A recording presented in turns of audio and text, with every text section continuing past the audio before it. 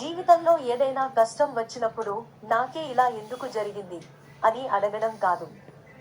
నాకు జీవితం ఏం నేర్పాలి అని చూస్తుంది అని ఒక్కసారి ఆలోచించి చూడండి. రంగు లేని పువ్వుకు ఆకర్షణ ఉండదు. అలలు లేని సముద్రానికి వెలుగు ఉండదు. అలాగే లక్ష్యం లేని జీవితానికి విలువ ఉండదు. మన చేతిలో ఉన్నంతసేపు ఏదైనా సరే, అది వస్తువైనా, మనిషైనా, దాని విలువ మనకు అర్థం కాదు. కానీ ఒకసారి చేయి జారిపోయాక అప్పుడే తెలుస్తుంది అసలు దాని విలువ ఎంత గొప్పదో. జీవితం మనకు కష్టాలను శిక్షగా ఇవ్వదు, పాఠాలుగా ఇస్తుంది. ఆ పాఠాన్ని అర్థం చేసుకున్న రోజు నుంచే మన ఆలోచన మారుతుంది, మన గమ్యం స్పష్టమవుతుంది, మన జీవితం అర్థవంతమవుతుంది.